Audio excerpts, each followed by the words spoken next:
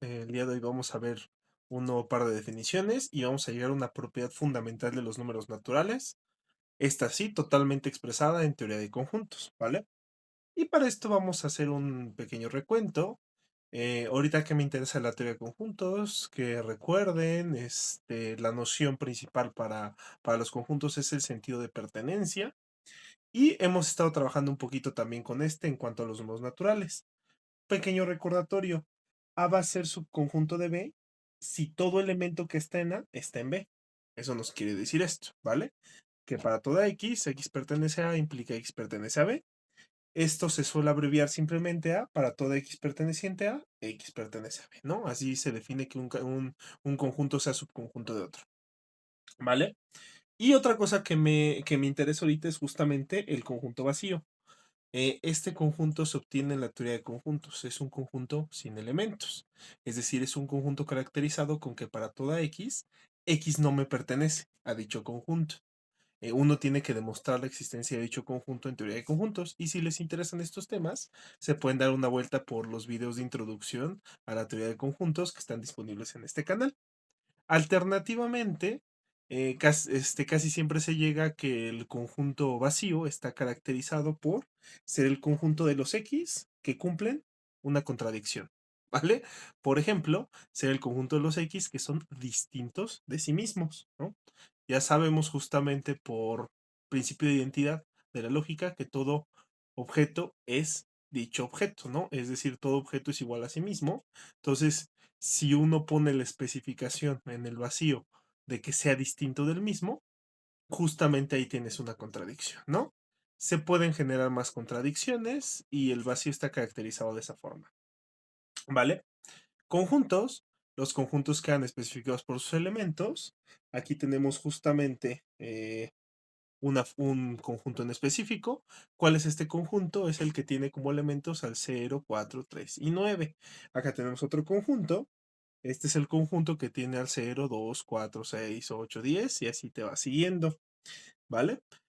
Alternativamente, para saber que este conjunto existe dentro de la teoría de conjuntos y para las cosas que hayamos trabajado con los naturales, tendremos que aplicar esquema axiomático de comprensión. Este conjunto es el conjunto de los X pertenecientes a los naturales, tal que existe alguna M natural, de tal forma que 2 por M sea igual a N. Aquí nada más faltó M en los naturales, ¿no?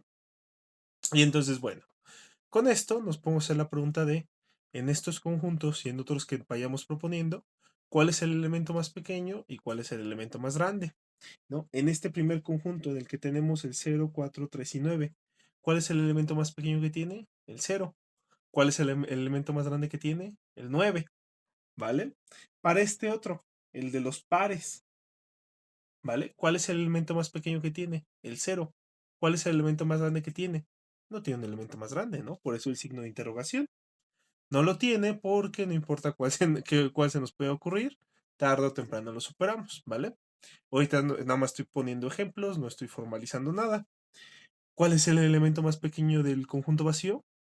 ¿Quién sabe? No, pues no tiene elementos, ¿cuál va a ser? ¿Cuál es el elemento más grande? Pues también quién sabe, no tiene elementos, ¿cuál debería de ser? ¿Vale?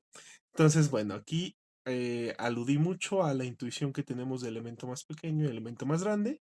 Vamos a las definiciones formales. En el orden de los naturales con la desigualdad, para A subconjunto de los naturales, vamos a definir qué es el mínimo y qué es el máximo, ¿vale? Una A perteneciente a los naturales va a ser el máximo de dicho A si se cumplen dos cosas. En primer lugar, esa A pequeña pertenece a la A grande. Y en segundo lugar, para toda N, si N pertenece a, entonces la N tiene que ser más pequeña que dicha A, es decir, es el más grande. Es uno que está ahí y aparte es el más grande de todos, ¿no? Por otro lado, para el mínimo, vamos a decir que una A perteneciente a los naturales va a ser el mínimo de A si dicha A pequeña pertenece a la A grande y se cumple ahora la propiedad del mínimo que es para toda N perteneciente a, esa A es más pequeña que la N, ¿vale? Con base en estas definiciones, ¿qué podemos observar? El vacío no tiene ni máximo ni mínimo, ¿no? ¿Por qué? Porque en primer lugar le estoy pidiendo que pertenezca a dicho conjunto. El vacío está caracterizado por no tener elementos, ¿no? Entonces, pues el vacío no tiene ni máximo ni mínimo. Luego, ¿qué otra cosa? Que justamente el 0, 4, 3 y 9, ese sí tiene máximo y sí tiene mínimo. El mínimo es 0. ¿Por qué? Porque ese es más pequeño que todos los demás y aparte está en dicho conjunto, ¿no? El 9 porque es el máximo. Ah, porque es el más grande que de todos los demás y aparte pues está en dicho conjunto. ¿Vale? 2n, que estos son los pares, justamente, sí tiene un mínimo, es el 0. Y los naturales tienen el mínimo. Tiene un mínimo. Quiero que el mínimo también va a ser el 0. Quiero que observen lo siguiente. Salvo el vacío, en todos los demás pudimos garantizar mínimo. Máximo no necesariamente, pero mínimo sí. ¿Vale? Esa es la propiedad de la que vamos a hablar hoy. ¿Vale? Pero antes de hablar de dicha propiedad, vamos a ver, de acuerdo a la definición, que en caso de existir un mínimo y un máximo, o un máximo, estos son únicos. ¿Vale? Aquí lo tenemos, proposición, el mínimo de A subconjunto de los naturales es único. Funciona esto también para el máximo. Aquí pues estoy asumiendo, en caso de existir, este es único. ¿Y cómo se demuestran las unicidades? Se demuestran imaginándote que tienes dos, suponiendo que tienes dos, y llegando a que son el mismo. ¿Vale? De hecho, así son las definiciones formales cuando uno está trabajando en sistemas axiomáticos. ¿Vale?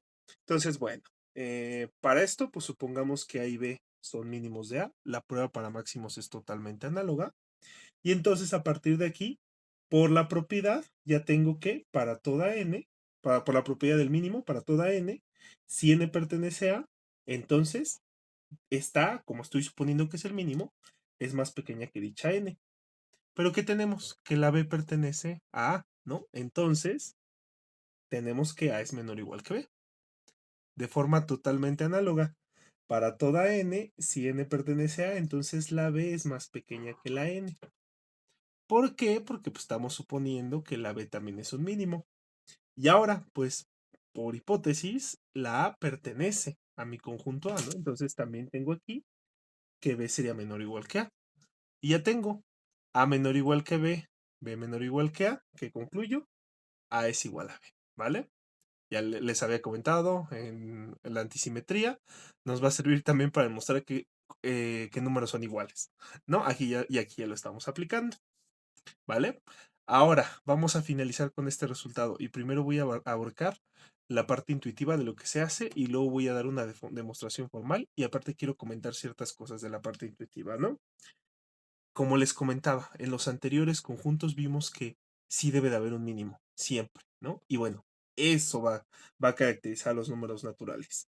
Teorema, para toda A subconjunto de los naturales, si A es distinto del vacío, entonces existe una A que es el mínimo de dicho conjunto.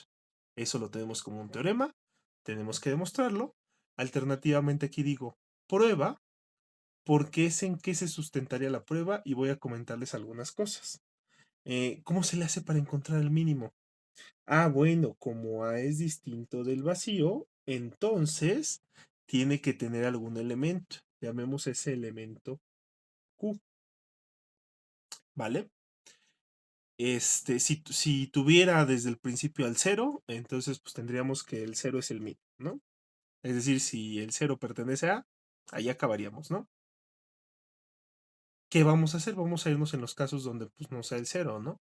Si no es el cero, ya habíamos visto, todo número natural o es cero o es el sucesor de otro número. Entonces, si no estamos con el caso cero, tendríamos que tener el caso que el sucesor de k para alguna k pertenece a, ¿no? Y entonces empiezo a aplicar el algoritmo que estoy escribiendo ahí. Ya no me voy con la parte del cero pertenece a, pero empiezo con lo siguiente. Si ya sabemos que el cero no me pertenece a, ¿será que el uno pertenece a? Si sí, entonces el uno va a ser el mínimo. Bueno, si resulta que no, pues me voy al siguiente número. El 2 pertenece a, si resulta que sí, entonces el 2 es el mínimo.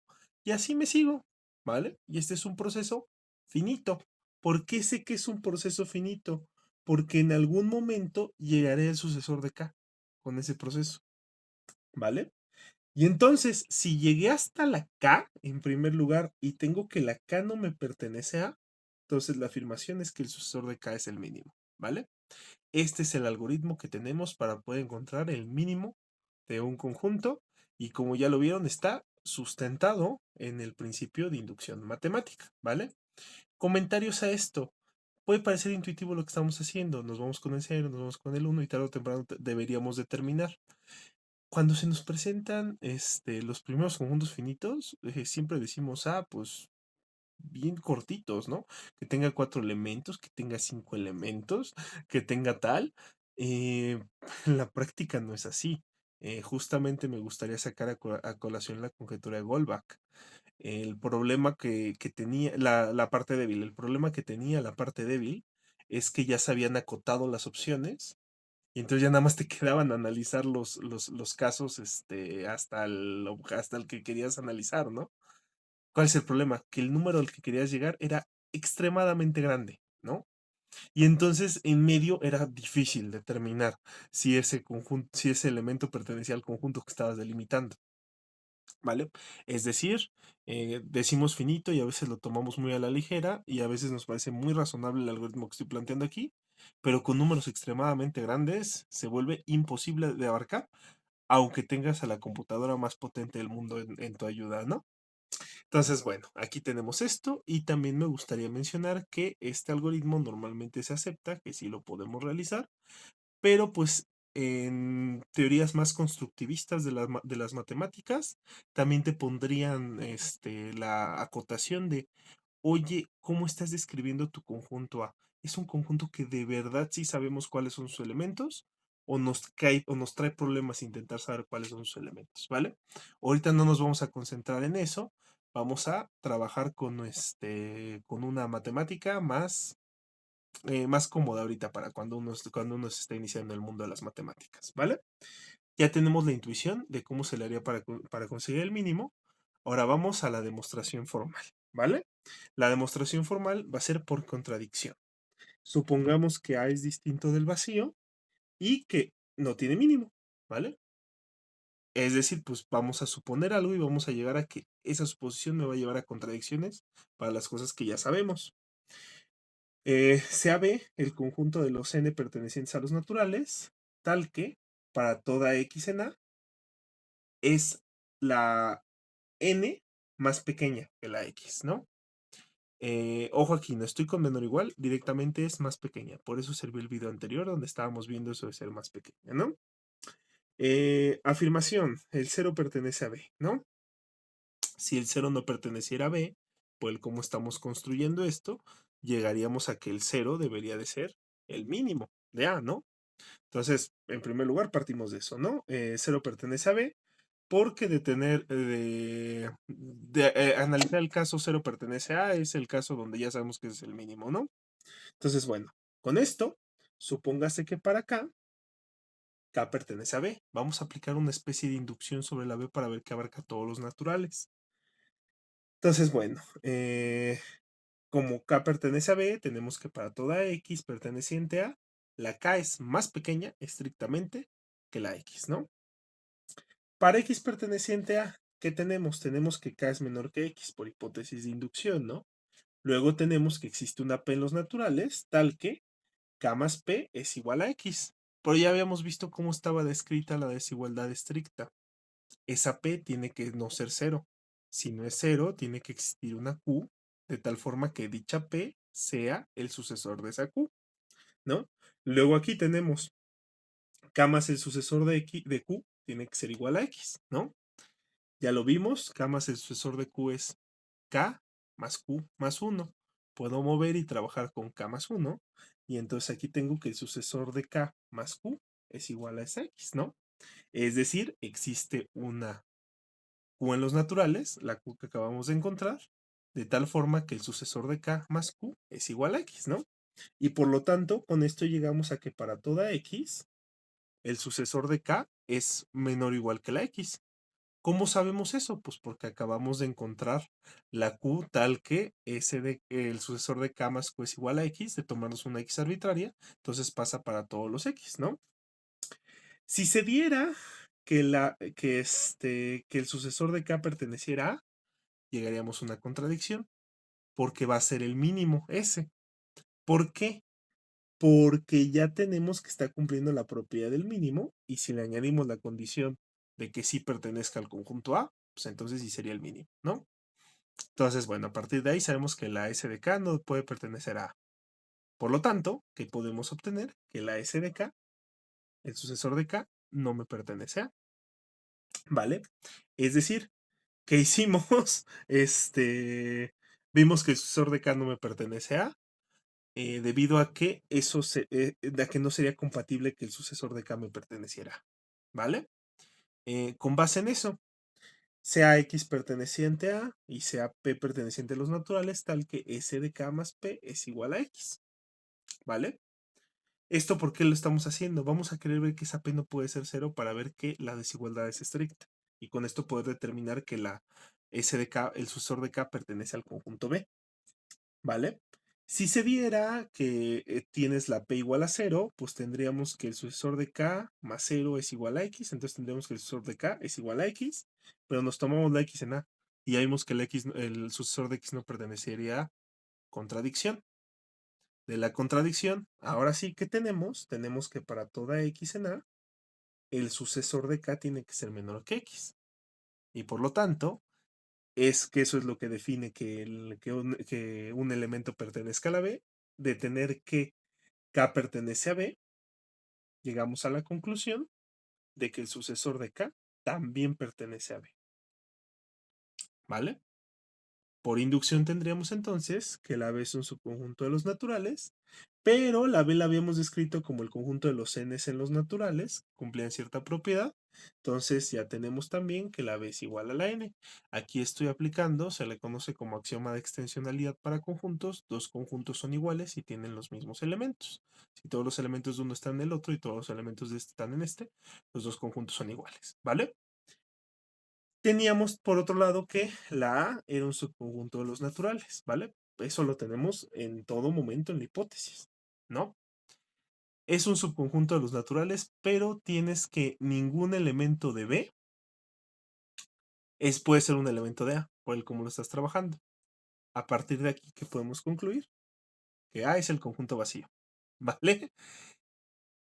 Ya no tenemos escapatoria de que ya no podía haber movido una hipótesis o algo, ¿no? Desde el principio en mi argumentación acabo de llegar a una contradicción porque estábamos suponiendo que A era distinto del vacío, ¿vale? A partir de la contradicción ya podemos concluir el resultado, ¿vale? Entonces, bueno, voy a partir de esto para el siguiente video. Nos vemos.